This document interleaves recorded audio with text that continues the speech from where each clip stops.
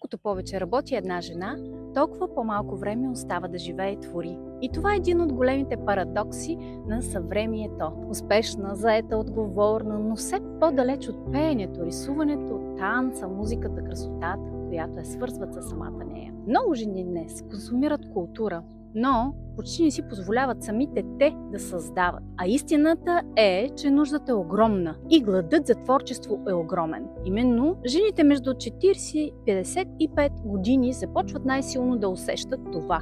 Те осъзнават, че ако не вземат живота си в свои ръце, няма кой да го направи вместо тях. И тогава започва завръщането към себе си, към изкуството, към приятелствата, към женските кръгове, към истинският живот. Защото дълголетието идва от това, че имаш създаден правилен кръг от хора, които можеш да бъдеш жива с тях. Така че последвайте ме и станете част от нашия женски кръг.